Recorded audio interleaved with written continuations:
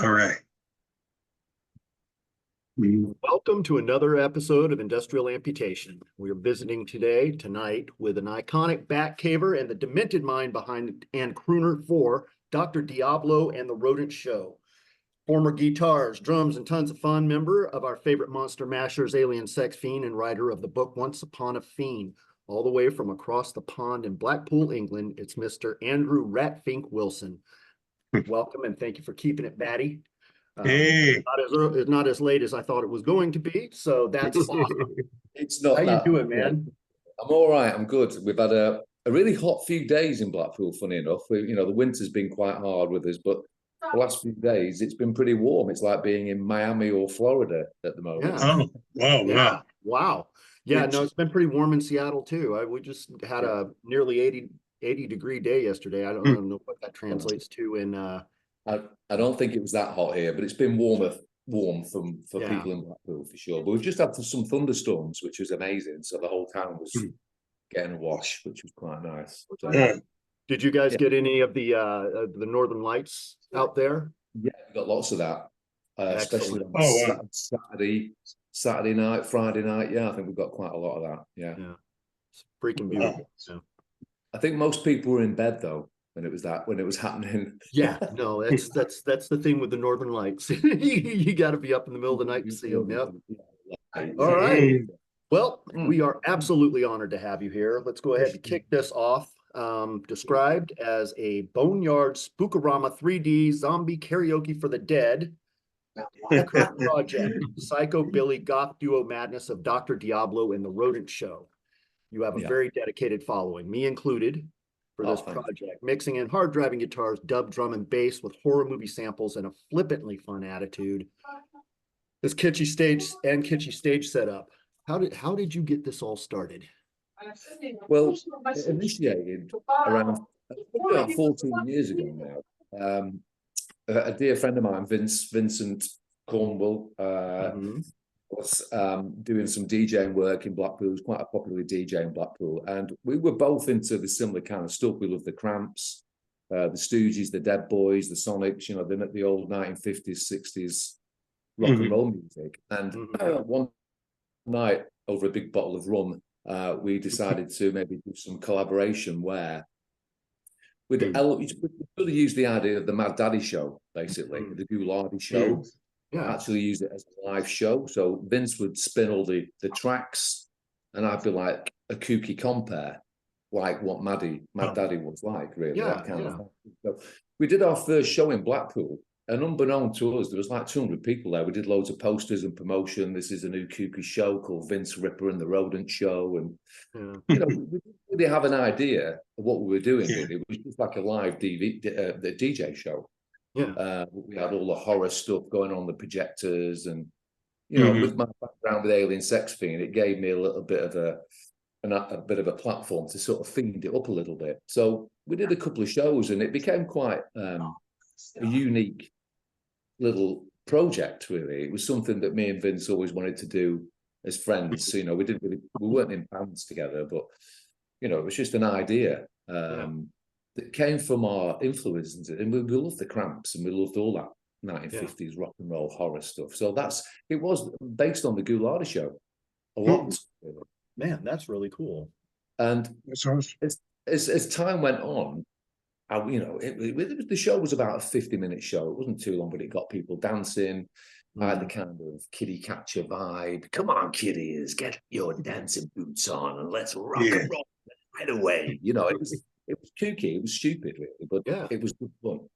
And then a friend of mine said, why don't you sort of introduce some sort of backing tracks and you sing over the top of the backing tracks? So I was like, yeah. So I went into the studio with a couple of friends, and we did New Kind of Kick and Strychnine and Smells Like Shit and Dead and Buried, and, just songs that we could possibly introduce to that platform of the show. As the time went on, and we just thought, this is a bit more fun. It was great playing the Sonics and Hazel Atkins and playing all these great songs, but we were getting more of a buzz of doing our own stuff, but mimicking what the Cramps did, because the Cramps used to Yeah. take influence from their heroes. So it was a kind of an unusual mixed bag of what we were doing, really. So Yeah. And it was a celebration to the Cramps and Alien Sex Fiend as well. You know, the Fiends dropped off a little bit touring, and of course the passing of Lux Interior would never get to see the Cramps again. So the show itself was always a bit of a celebration of what we liked, our influences. And it was just, good fun. But as time went on, Vince, I think I've been doing it about 10 years with Vince. And unfortunately, Vince got a little bit poorly and we had to sort of knock the show on the head a little bit, unfortunately, which was a shame, really, because we were getting to a bit of a pinnacle where things were getting really good for the show and things were happening, putting records out. But there was no way I was going to risk Vince's health. So we just decided to sort of close the show off for about a year or so. And then I stumbled across a very dear friend of mine called Mr. Schubert Hill, and he became Mr. Dr. Diablo. So we took that platform from what Vince was doing and sort of catapulted it into a different stratosphere, because Stuart initially was one of the bass players for Section 25. Yeah. Factory bands. This is Section 25 that goes back to like the 70s, yeah? Yeah, of course. Yeah, of course. Yeah. Wow. And you took part in that band too for a minute, didn't you? No, it was all pretty much Alien Sex Fiend with me personally. Okay. Doc was Section 25. He'd done a lot of production stuff with them. He'd done quite a lot of European tours with them. Okay. So fusing his influences as well, we sort of took the show slightly a bit more electronica, a little bit more, tackhead kind of vibe, Ministry, Nine Inch Nails kind of sound, which we both liked anyway. So, but the show itself is still rooted to the Cramps and Alien Sex Fiend, but we've started doing our own stuff. Eventually, it did take a few years to write our own songs. So, which I'm sure Check you've out seen. Ghost Train Man. Ghost Train, everybody. Man, Yeah, that's a good one. Oh my God, yeah. And that again is a homage to the Ghost Train, which is in our town, Blackpool Pleasure Beach. It's probably one of the oldest ghost trains in the world. Yeah. And I've seen some paranormal shows on it. Yeah. Yeah, it was great. Yeah. So Yeah, again, when we do that, it's awesome, it's a nod to the Blackpool Ghost Train, and we've probably got about 8 or 9 new songs that we've not fully recorded yet, but I want to sort of start bringing them into the show eventually. So yeah. So where is Vince these days? He's still rock and rolling. He's in a local band called the Ice Cream Men, and they're like a bubblegum punk band. Ice Cream Men. The Ice Cream. Check that out. I dig that. Yeah. Great name, yeah. So and they're all friends of ours. There's Liggett and Giles that are in the band with Vince as well. So I mean, me and Vince are still good pals, But there was no way I was going to put him under pressure with his health and his situation, what was going on. So that's wonderful. I had kind of gotten the feeling from the way Facebook looked that you guys might have had a falling out. So I'm very glad to hear that wasn't the case. Yeah. No, there was just a mixed confusion of certain things. But there was never there was no disharmony at all with the show. That's wonderful to hear. That's wonderful to hear. We all move on and do different things, but I didn't want to stop doing the show because I enjoyed it too much and everybody else enjoyed it. So we shared one of the shows for the page for the advertisement, and people dig it. It's fucking awesome. And I can't wait. I've never been to England, but I've got so many reasons to get my ass out there, and yours is not the least of them. So we've seen some lovely physical releases for Vince Ripper and the Rodent, color vinyl on 12-inch and 7-inch formats, CDs, and a DVD. You have a new track. Will you be putting Dr. Diablo, anything on wax? That's what we're looking at the moment. I think COVID sort of caused a lot of issues because we were sort of in between writing songs and doing different things. But we've got a lot of stuff in place, and the album track itself was going to be called Intensify the Treatment, and of course, Ooh. Dr. Diablo. Yeah. And the whole theme of the album was about surgical stuff going on, Yeah. He's got The an body amazing is- stage presence. and he's great. He's funny. Yeah, And oh my God. And the tongue in cheek, just come over to our place. Yeah. the thing is, Ringing though, all my bells, man. Doc's got a really funny northern sense of humor, which Yeah. works really well, and it comes out in the show because Doc sings with me as well Yeah. quite a lot, Yeah. which is great. Mm. When we do scary monsters, Yeah. whatever, he sort of accents with what I'm doing, and just it just becomes a little bit more of a unit. I know Suicide, Alan Vega was the fun person of the show, but Martin did his magical thing. But it's nice to have that. With No, Doc you doing guys it. gel really well together. You really do, and it's a wonderful thing to see. So you're all over the festivals and play a ton of shows locally. Do you have any plans to tour? Again, that is it's a bit of an issue because we're both family men and we have children to look after and jobs and stuff. And like I said initially when I spoke to you, we do this as a bit of a professional hobby, really. I mean, we did a small tour probably about 3 or 4 years ago with a Cramps cover band called the Teenage Werewolves. Oh, I've heard of them. Yeah. It was pretty cool. Yeah. No, they're not bad. Oh yeah. He pulls looks off very well. Yeah. But it's just difficult, and especially when you're at a certain age in life, touring, if you've not got the financial backing or solid platform. We've both got jobs, we have families, so we just pop up like a jack in a box. Whenever we're playing, it's like come to the show. And we've got about 5 or 6 shows this year lined up, but they are UK based, really. Yeah. And of course, the Boneyard Weekender that I'm the promoter for. So that's something really exciting that we're doing in town. And I'm sure you're aware. No, I'm aware. You seem really good at cheaper. you seem really good. You seem really good at pushing your ideas. And with technology now, I'm sure you have a field day. Facebook don't like me because I'm on it every day. They're like, stop it. How can we stop him? He's putting too much stuff. Pay for it. Pay for it. And I'm like, I don't want to pay for it. Facebook should be free. Yeah. Hell yeah. No, we're getting that with this show now too. Every time we have to put something on the page, we're like, give us 30 money. I think what it is as well, it's not an egotistical thing at all. I just like to open up different doors for people, Yeah. And I think that's what the Boneyard is.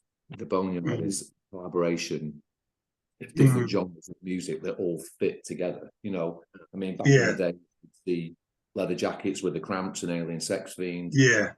Is the Guana Bats, King Kurt.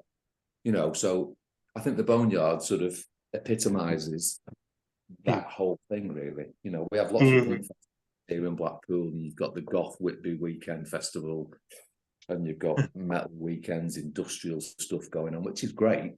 But I love all that.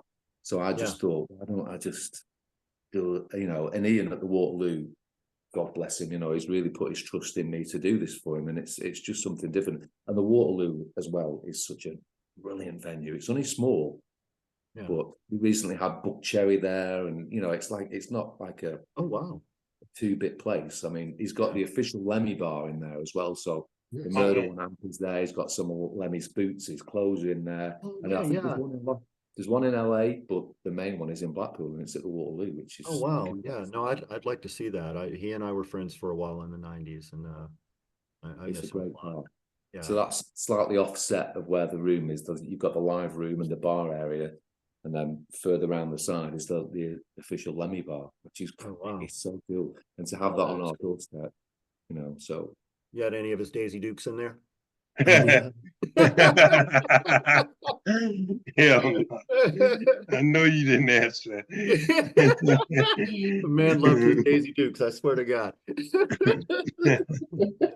Lord have mercy. Oh man. He's like, I'm comfortable, mate. I'm comfortable. Oh, You've If you get the reworked some chance, Joe, classic if you do alien get the sex chance. themes tracks with this. Is music like pre-recorded and there are triggers, or like what's recorded? Who's recorded what? We pretty much do all the recording. The backing tracks are all done, Mm-hmm. and we just fire them off live on stage. So they're all pre-recorded, but there's stuff that Doc fires in individually. So if he wants to sort of capture something and add a bit more snare sound, he can control that. So it is mixed live on stage, but it's all pre-recorded backing tracks. Yeah. and Kind of what you're doing the recording though, right? You guys? Yeah, we do all the recording. Yeah, Yeah. we've been doing it since we started. Yeah. We work with a fabulous engineer called Ronnie Bomb, and Ronnie tweaks it and mixes it so when it's live, it sounds severe. You know, Right. so hats off to Ronnie. Ronnie's a dear friend of ours as well that does all the production stuff for that, as Doc does as well. I mean, Doc's an engineer as well. He's got his own company. He does his own PAs and locally does that as well. So, yeah, brilliant. And it's lots of fun. You know, we come with it's like Ghost Train, man. You know, they come up with these ideas and stuff, and they just fuse together. They come together pretty quickly, really. Yeah. You know, I'm glad you're still doing stuff, man. I really am. It's good fun, really. It's good fun. No, watching you play drums and watching you play guitar, fucking awesome. That was amazing. Yeah, that was amazing because Nick always gave me the confidence of saying, because we had some issues with the Axie and stuff, and that was it didn't really work out. But Nick said, "You can play a bit of guitar, can't you?" And I was like, "Not really." He said, "No, you can." So apparently they flew out to New York and they left me with Len, the sound engineer and producer at the time, with a drum machine, a guitar, and about 15 Alien Sex Fiend songs. He said, "Just play with these." Anyway, they came back the week later, and I'd pretty much learned all of them, really. Which that's fucking awesome, man. But it was always kind of quite simple, really. But you had to work with the programs and how Mrs. Fiend played the keyboards and how things changed. But it was Nick that you'd have to work off live. Nick was, you know, you'd be wanting to change key somewhere, Nick would be upside down in a dustbin, you know. Or it'd be flat out on the floor, just making crazy noises and messing around with delays. Or so you'd wait. The anticipation with Nick was like we'd rehearse. Yeah, but every show was different. Every song was different. You know, it might be Ignore the Machine or Dead and Buried, but they just used to go off on a tangent. So, and when I first did my time on guitar, it was a huge festival with Lords of the New Church. And it was at a place called Bonn in Germany, and there's like 3,500 people there. And the German TV were filming it. I was absolutely terrified. And I walked out, and Nick just looked at me and said, "You'll fucking love it. You'll fucking love it." I think we opened up with It Lives Again or Hurricane Fighter playing or something, but it was like, it was terrifying.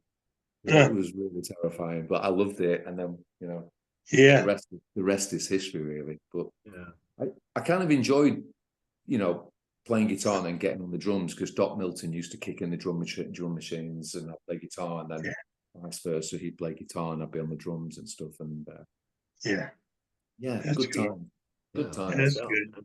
That's fucking awesome. Yeah, I know.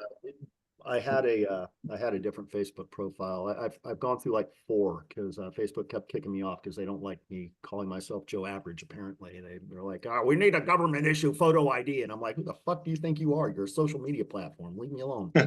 So they just kill my accounts. But Nick was a friend of mine on one of them, and I used to get the biggest crack out of it because he would poke me like every day.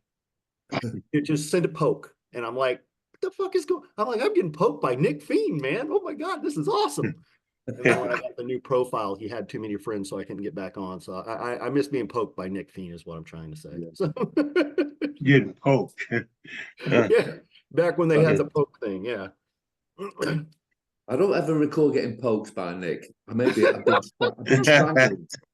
I've been strangled by Nick. I don't think I've ever been poked by Nick.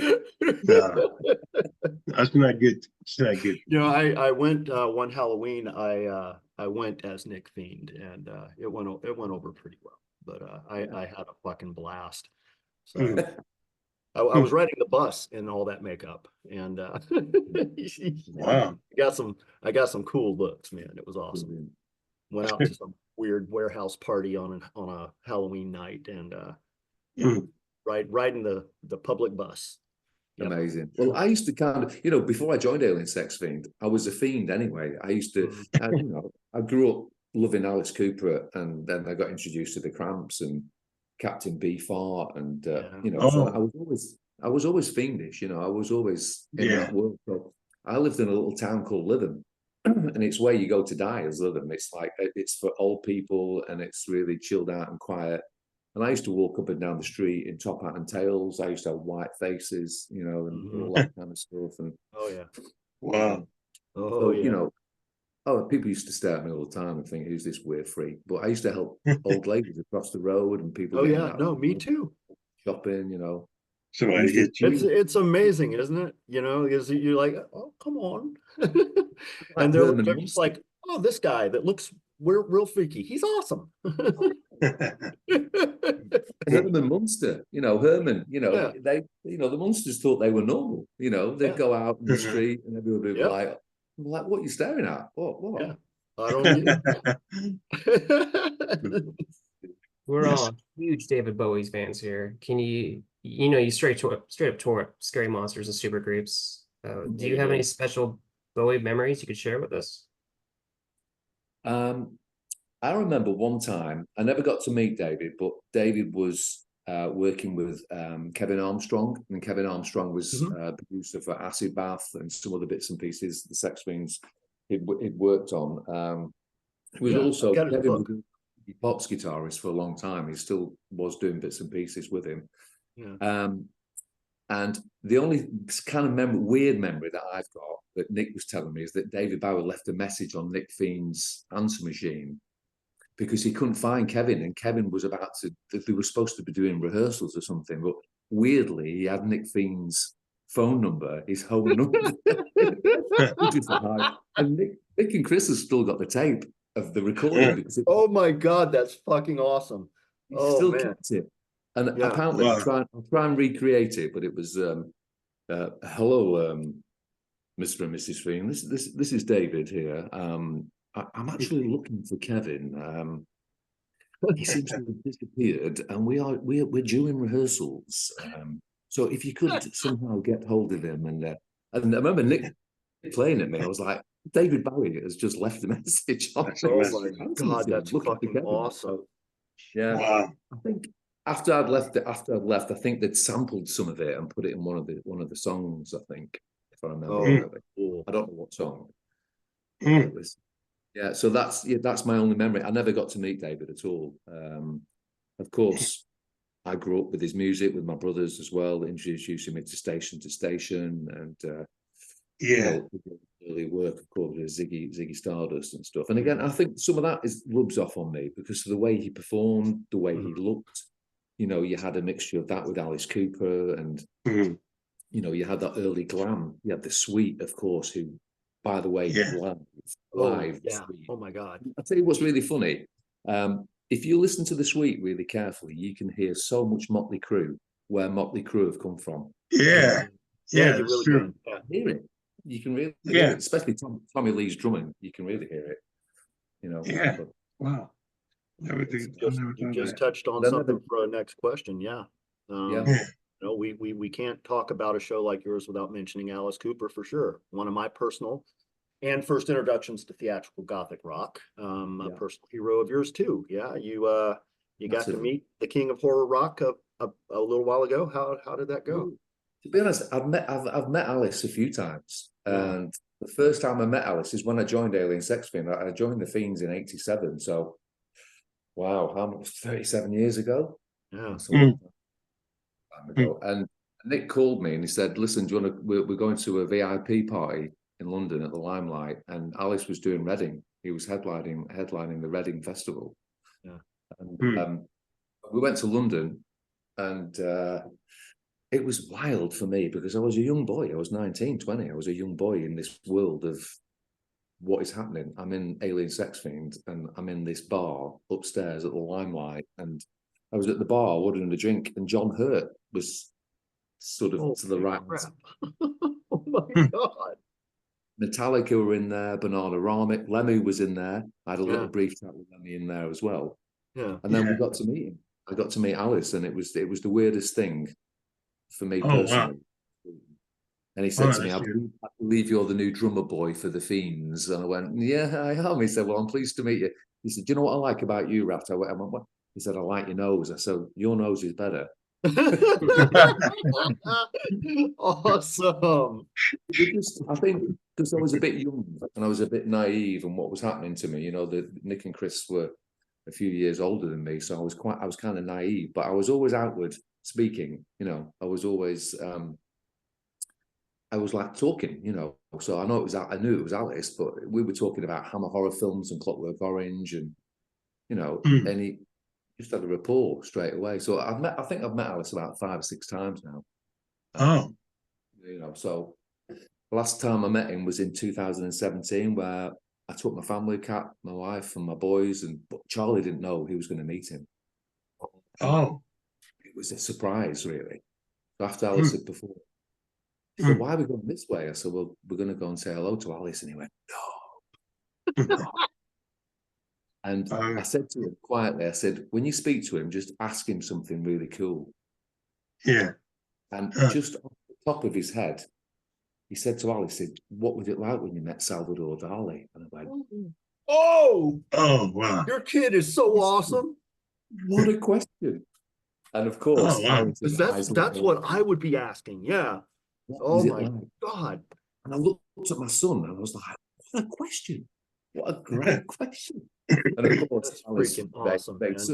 Alice made such a fuss of him and told him the story about when Dali came into the room and he had this weird tea bag, this table, and he cut this tea bag in the tea bag. And I am the Dali, and I'm with Mr. Cooper. You know, because he did that weird hologram. It was like a hologram, and Alice had all these ants, and he had a brain and all this kind of stuff. Yeah. And Dali was stood behind him, and so Wow.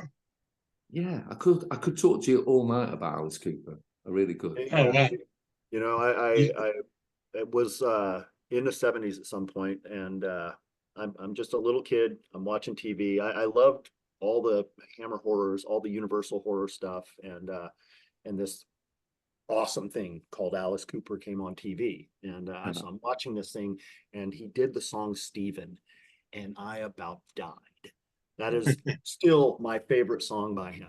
It just, oh man, chills. I think what it was at an early age, you see something. I mean, I was into horror models, collecting models, which I've still got some up there, if you can see. Yeah. Like the 1970s. Oh, yeah. You know, Yeah. I was into, you know, this is way before Alice Cooper. I was into horror comic books and Tales from the Crypt and Vault of Horror books and magazines, and since I was a young boy. And then I saw Alice Cooper in a magazine first. I didn't hear his music. I thought, who's this guy? Alice? That's the woman's name. Yeah. I know. Reaction. I Man. But look at his face, and he had the snake and the guillotine and all these things. And then I heard the Killer album, and I went, Yeah. Yeah. The rest is history. I mean, I like his early stuff. Pretty's for You, Easy Action. That was Alice. Yeah. That was him finding his feet.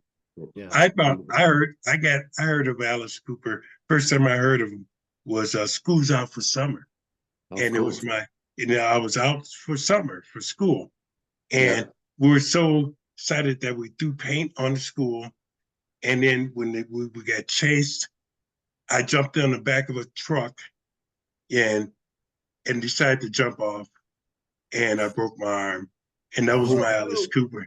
Yeah, that was my Alice. I broke my arm, couldn't play baseball. And I remember that. So then I finally saw him perform it, and I was like, oh my God. And the $1 Billion Babies. Amazing. Yeah. Wow. And eventually Incredible. I got to meet the $1 Billion Babies band. Right. And I always thought that they were cool. Yeah. I thought they were so cool. And they would come out and see us play. And I'm sitting on my bus, and I'm like, my God, I'm in a bus with $1 Billion Babies. And I remember I bought the album cover and I hung it up. And he was just so cool, you know. I wasn't scared anymore. and and and I saw him live before, and he was just so good live, Yeah. And it And was the just thing is, something to do. he's such a nice fella as well, and he uses that Yeah. kind of, his persona as this character, which Yeah. is, and I think what I revert to when I'm doing my show, it's a character of it's an amalgamation of all the characters that I like, from Jack the Ripper, from Peter Cushing to Christopher Yeah. Lee to Vincent Price to Alice, and of course Nick's in there. Of course he is, because of the sex fiend connection. Yeah. But and I tell you what's wonderful with Alice at the moment. I mean, he's still fucking playing. Yeah. He still He is. And Still still playing His well. voice is great. I mean, his songwriting's incredible. Yeah. I mean, Yeah. my wife I Kat know. loves the way Only he does women bleed. Are you fucking kidding me? it. Priceless. Man. Yeah. No, Oh, God. he's putting on some good shows. I mean, I like it, but I mean, I can even see. liked it. I liked it from even when he did From the Inside. I completely get that album. Yeah. And I love that album. I love it. Yeah. But even when he went and did sort of like Zipper Catches Skin and Special Forces, I mean, that Special Forces, that tour, Mm. amazing. Mm. And you can see where Nick got a lot of that from, that look, that crooner, Yeah. the way Alex was very skinny back then. And you can see Yeah. Nick Fiend's influence in that as well, and I think that's what me and Nick, when we first started, hanging around and stuff, we used to belly laugh at so many things, and we were totally connected to that Alice Cooper thing, and the Cramps, and so I think that's why it worked very well with me and Nick. We came from, of course, Nick was a lot older than me, but we came from the same platform of Alice Cooper and horror music, and Yeah. yeah. Oh, I love Alice. I could talk to you all night about Alice Cooper. Absolutely. Yeah. And my son, Charlie, he was so in awe. I mean, my son's collecting vinyls at the moment, so he's got all Alice's vinyls. My son's 16 and he's clued up, he's educated, so that's good. incredible. Yeah. So, I've got the Platinum Album Award for Trash. Yeah, you were telling me that. Yeah, it's one of my prized possessions. I bet. You keep your hands on that, man. You don't yeah, let that. no, it was a really funny story too. I had moved into this house with these people, and this guy's like, so you're like a musician, you did things, and you're kind of creepy. I mean, have you ever heard of Alice Cooper? And I'm like, yeah, it's one of my fucking heroes. Yeah. He's like, okay, I've got something that I'm really scared to have, because I can't tell you how I got it, but if you want it, you can have it. And I'm like, it's Alice Cooper, sure. And he takes me in and he pulls this thing out from under his bed. And I'm like, oh my God. It's like one of the things to one of the execs. It's got a placard. It's to like one of the record company execs. And I'm like, I got this at a thrift store. That's incredible. Wow. So I'm like, yeah. So yeah, it's mine now. I'm not giving it back. just so you know. And if I get a chance to see him live out here, since I've got that now, I'm definitely taking that to see if he can sign it. Next, if you do find it, send me a picture, because I do want to see that. Definitely. Absolutely. Yeah. Yeah. No, it's in there. It's just fucking locked in because I've got too much shit in my room. So, but yeah, I've got some pictures of it. I've got a dolly too. And I've got his pen and ink of Cervantes. And I got that. I literally got that at a thrift store that I worked at. Somebody came in and didn't apparently know what it was, but it's got the. I'm just going to show you something. Stuff on. This is going to blow your mind. You're going to blow my mind. You ready? I'm ready.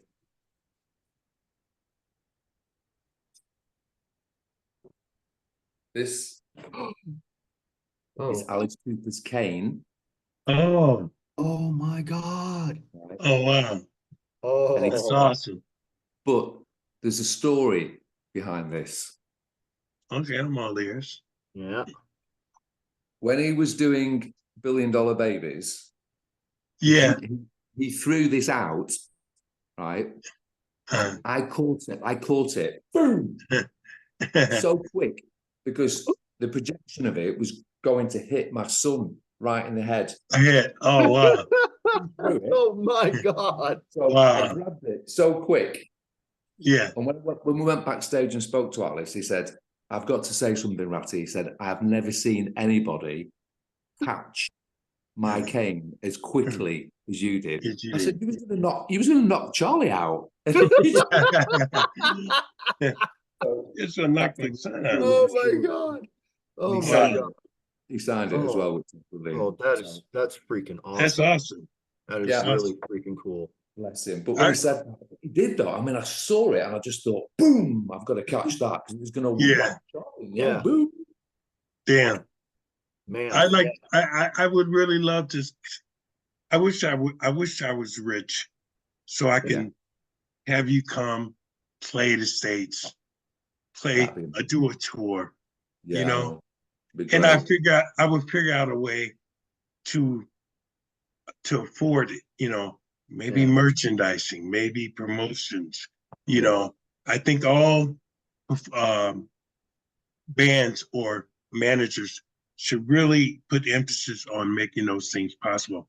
I know they do now. I'm sure that's part of the protocol, but I really think that there was a way I could afford to have certain acts, you know, especially in our time, because we're older, get out there and do our thing, you know. Maybe one day it'll be a promoter that can, you know, like Malcolm McLaren, that can get a big thing going, you know, and present present us, you know, to the world, you know. God, because you seem like a really good guy, and you're a father too. Yeah, and when you have beautiful kids, man. When you have kids, when you have kids and you playing music, they love you more, you know, and it must be great. It must be great. Are they musicians? Are they? No, unfortunately not. No, they're not. My two boys are into kickboxing. They're into sports and kickboxing. But as I mentioned, Charlie's into vinyl and he loves music. He does love music, but he doesn't play music. You know. But that's good. Well, it's never too late, man. I didn't start playing music until very late. So I think maybe, you know, coming out to America and doing some shows will be incredible, but it's just fitting it in with both of our lifestyles, you know. It will be. That's just, you know, that brings us to another point. One, you're quite the tattoo aficionado. Your name even, Ratfink. A callback to legendary artist Ed Big Daddy Roth, maybe? No, funny enough. Oh, really? Okay, let's hear it. This is something that so many people thought it was, but it wasn't. It was, you know, the Judge Dredd comic books, 2000 AD. No shit! Oh my God! Okay, I'm going to tell you a little story. Yeah. There was a little bit in there called the Fink brothers, and they were sort of like toxic, a very toxic family. They'd been drinking this stuff and they'd be turning into they were criminals, really. They were like kind of like the Droogs, Clockwork Orange. Yeah. But the youngest one, they had Mean Machine Fink, and then they had Captain Fink, and then they had Ratfink Jr. And Ratfink Jr. was the smaller brother, but he had a bowler hat. And he used to have a rat. He had a rat on his shoulder, and he was all decomposed. But he was really dangerous. They were the Fink brothers were really dangerous. Funny enough, that is awesome. I've always been rat. I've been rat since 1979, 78. Since I was, you know. So, but Nick picked that up. I said, "What's this magnet? What is this?" He said, "Look at that." I went, "Oh, I'm going to use that. That's my stage persona." So when you see the early shots of me with a bowler hat on, so it wasn't the one that people thought it was. No, that makes my day, man. That makes my day. That's where it came from. It's like thinking it was going to go that way, but then it went the other way. That just made my day. Yeah, that's it. So, but and that would be your special story about the name. I freaking love that. You're amazing, Mrs. Cat Fink Wilson. Yeah, is a world-renowned, award-winning artist at Hello Sailor. in Yes. Blackpool. You were a canvas for some of her amazing work, yeah? Yeah. Care to plug for her for a bit? Well, we sold the studio about 3 years ago, and now we've got a private studio in our basement. So Kat had Hello Sailor for 10 years. And she, over time, just, you're dealing with people all the time constantly and people working in the studio, and it just got a little bit heavy for it. So we decided to sell the studio, and now we've had a private studio underneath our house. So everything's from home. Yeah. Oh, okay. I thought I saw you posting something about doing that recently. So Yeah. how is that going? Amazing. I mean, we've been at the studio, we've had the studio in the basement now for 2.5 years now. So, and it's private. It's very, very private. You're in the room with Kat on your own. There's no distractions. Yeah. You can park. You've got your own parking. You walk through a tiki garden underneath the house with palm trees and skulls and Adams family, like the Adams family. And if you need to check out some of Kat's work, if you go onto Instagram, it's Madam Fink. So if you just search for Madam Fink, we'll be putting a link up on the show cool. page. Definitely. Yeah. And she's wonderful. So, I mean, you've seen some of her sort of interior work, her design work as well, which we've been doing. The house is just full of all Kat's ideas, really. And of course, we collaborate with ideas. But Kat, she's freaking amazing, man. Yeah. So that's awesome. I'm blessed. Awesome. I'm a blessed man. Yes, I imagine. Yes. So, getting now to to something we've been kind of skirting around for the whole show. I saw you in Seattle with Alien Sex Fiend, one of my all-time favorite bands. Saw you at the Rock Candy. That show is still hands down the pinnacle of incredible memories for me and stands as the greatest show I have ever witnessed, followed closely by Fetus and Skinny Puppy's Dig It Bigot tour. But Fetus. that show was a game changer. I've been to more shows than I literally can remember, and that show stands out. It will never fade from my memory. It was one of the most fun experiences I have ever had. It was one of the greatest things I've ever witnessed. You and Nick and Chris, you're still Miss Fiend. You're still connected, right? You still talk to each other? Not really. No. I think when I wrote the book, there was just a few home truths that was put in the book. I mean, I look back in hindsight now in the book and there's I cringe quite a lot of some of the stuff that's been put in there. But we don't speak at all, really, which is a shame. Oh no. Even when Doc passed, probably 8 years ago now, I sent them just a nice email just to say, it's devastating what's happened, because they started working with Doc again after about a 10-year break. He did Death Trip with them, but no, I don't have any correspondence with them at all, which is a shame, really. Well, never give up. Well, that's why you guys were good together. You really were. That's why I keep flying the flag, with the show that I do, because otherwise there'd be nobody else. I mean, I'm in contact with Johnny Ha quite a lot, and he's a happy man. He's happily married and he's doing his own thing. So Johnny, if people didn't know, Johnny was the original Alien Sex Fiend drummer. Johnny Ha. So I keep in contact with him occasionally. So Alien Sex Fiend made it to the mainstream on Beavis and Butthead. I was there when that show aired, and what a damn trip. All the baddies in Seattle and probably around the world went bonkers when that happened. How did that sit with the band? I think we first saw that on the tour bus. We got memoed from Christy that they've done this. This is what they're doing. And we actually saw it first on the tour bus. And it was pretty weird to see us on MTV, for starters. The greatest thing what they did is turn the music down. When they turned the volume down and went, "Dead guy, I'm a dead guy in the corner, I'm a zombie." Because they did that, it was the greatest thing to do, because it caught the imagination of people who'd never seen Alien Sex Fiend before, or never heard Alien Sex Fiend before, and it helped sell the tour out. So that tour was sold out because of MTV. So Yeah, Wow. that was that's Yeah. freaking amazing, man. No, It's I, sold Yeah, out. that's amazing. I remember that so well when that came out, and I was like smacking people. I'm like, look.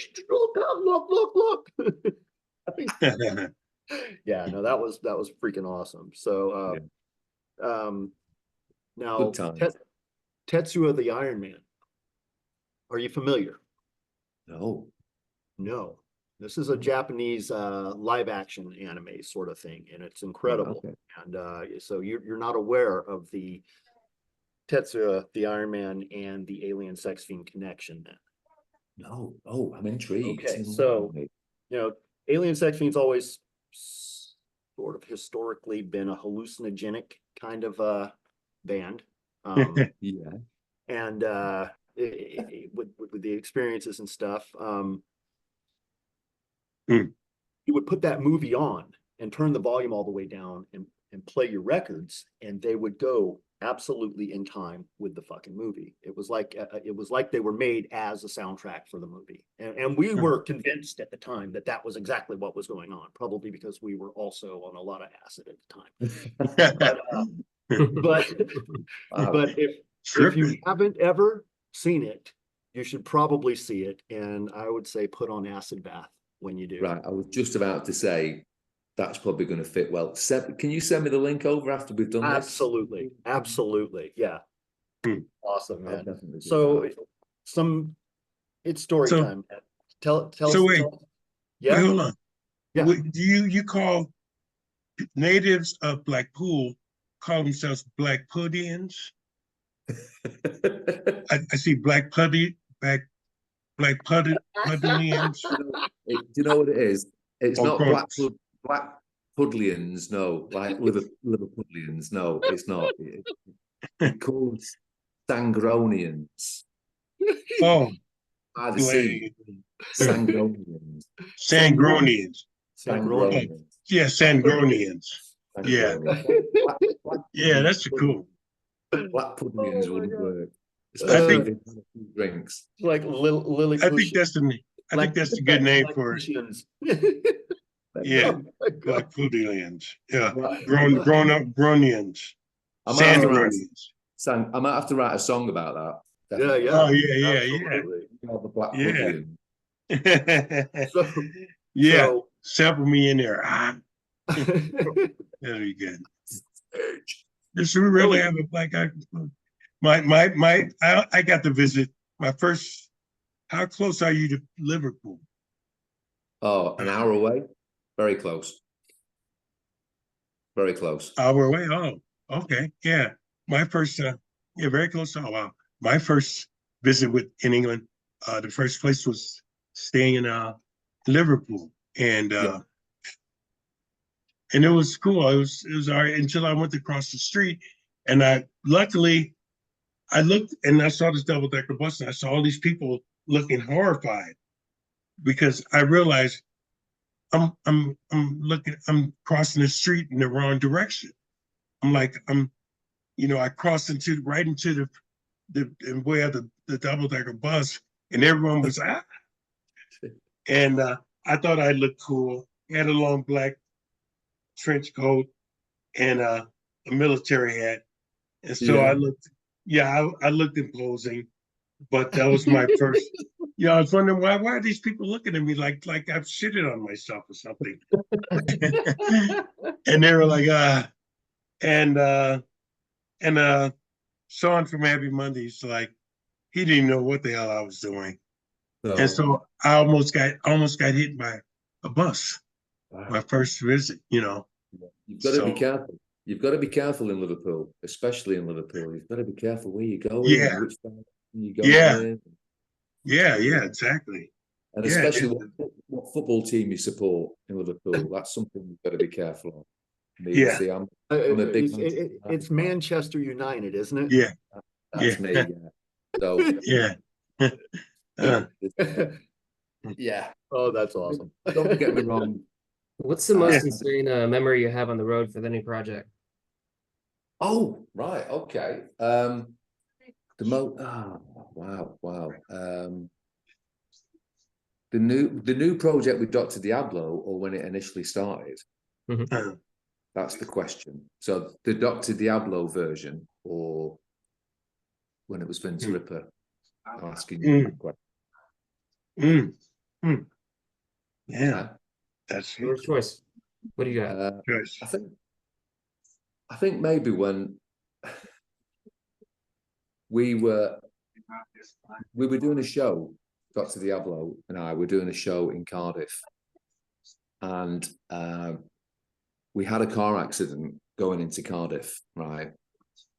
And it was really, really intense because we thought, oh my God, how are we going to do the show? What's going on here? This isn't great. I mean, fortunately we were okay, but the car was a write-off. But we had all the gear in the van.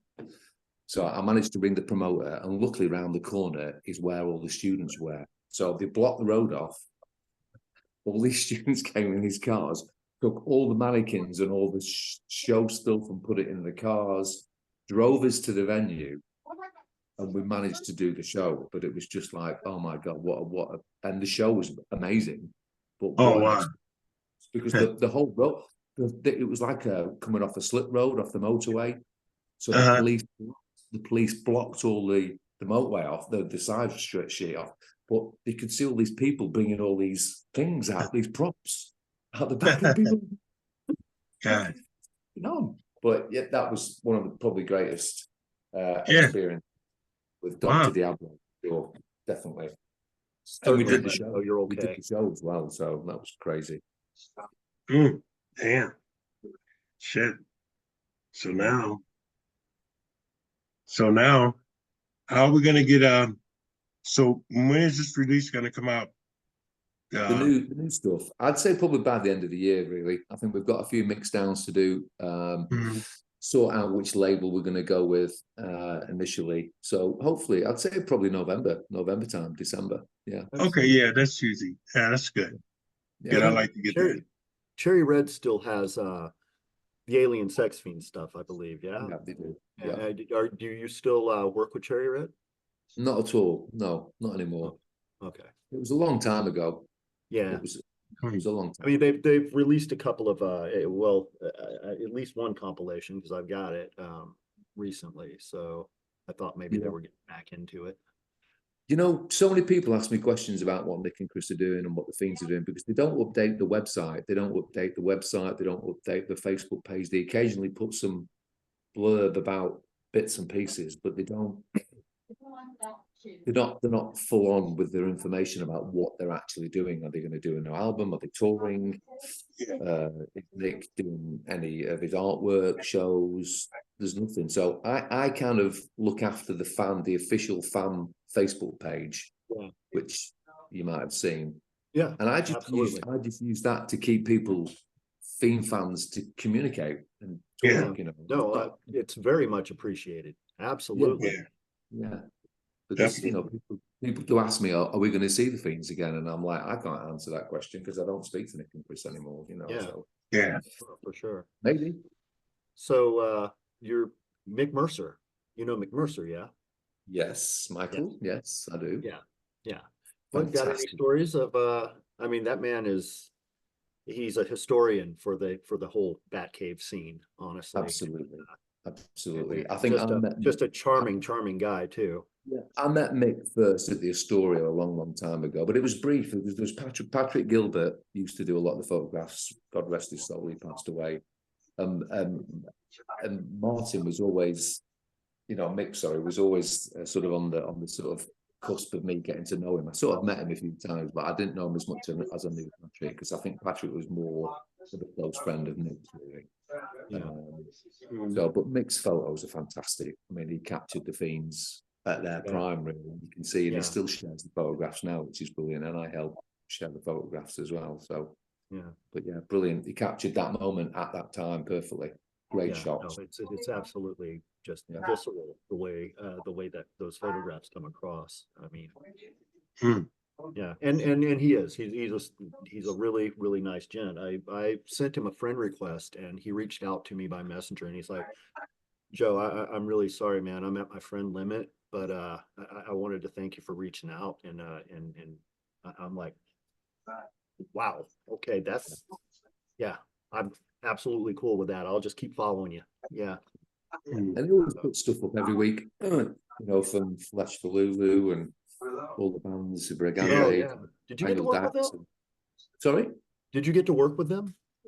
We Flesh did a Palooza? show when I was working with Vince Whip in the Rodent show. We did a show in London with Flash for Lulu Yeah. before Nick passed. Actually, Yeah. he was another lovely fella, lovely Yeah. fella. Yeah. I think everybody pretty much in that world back in the day, you had Andy's Sex Gang Children, you had Pete Burns from Dead or Alive, you had all these bands. I think everybody pretty much did get on, you had House Gang as well and Skeletal Family, and Yeah. it was a big thing. Everybody got on. I think. Pretty well. Did you know Colin from Black? No, Yeah. No. He's more of a crooner. no, Not really gothic or anything, but no. what a beautiful fucking voice. Anyway, so advice from a master to young ones out there. What are some words of wisdom from the Rodent? Words of wisdom. Enjoy every moment because you never know when the doors are going to open. Listen to good music, get educated, and just have a good life. Just be happy, be nice to your neighbors, be nice to your elders. Yeah. And listen to Dr. Diablo and the Rodent Show. That's right. Excellent, excellent. So is there anything else you'd like to go over? You got any projects anything coming out or anything that we need to know about, or any other things you want to talk about? That's a good question, actually. I think what it is with my time in life at the moment now is that I'm very rooted to my family, I think. Yeah. With having three boys. Yeah. It's really important, 20, 30 years ago, I was very rock and roll, and that's what I was doing a lot of. Yeah. But I think when you get older, and I'm fortunate to have the show that, me and Doc work very well together as a unit. We have a laugh. And I think it's really important that you can't take stuff too serious when you get to a certain age, because it just becomes boring. Yeah. And I think doing the show, we mix it up a lot. We laugh a lot. We take the piss out of each other. We and I think I'm really humbled that we can do the show still. Yeah. But the projects that we've got in hand, I think we're just going to write new stuff. I think we're going to try and do as many new shows as we can. And at the moment, I'm just really concentrating on the Boneyard Weekender that I'm doing.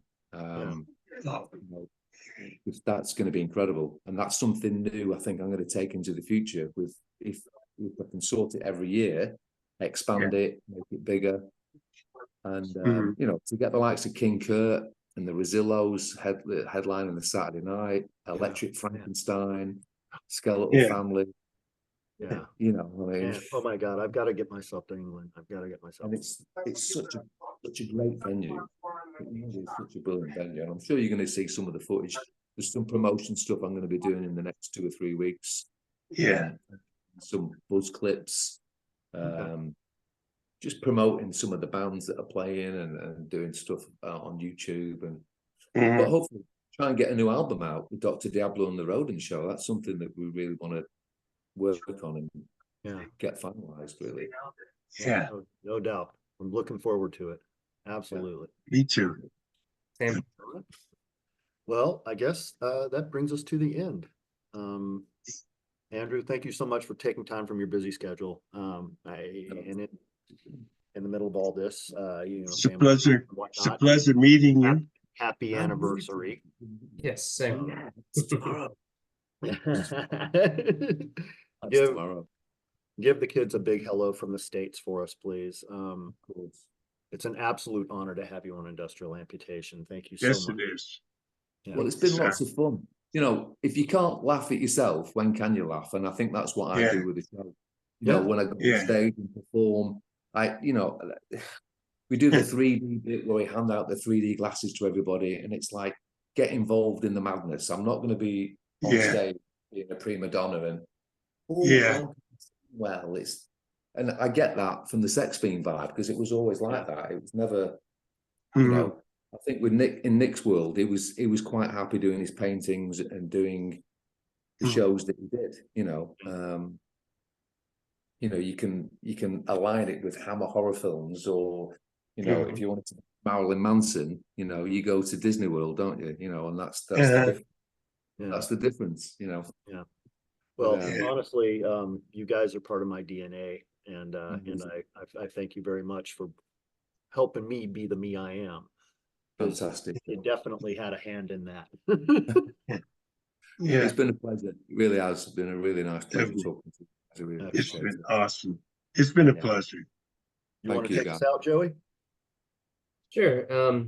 Andrew, thank you so much for taking the time. Well, folks, we've reached the end of another episode. Thank you for joining us as always. This show is dedicated to our dear friend Jason Lupo.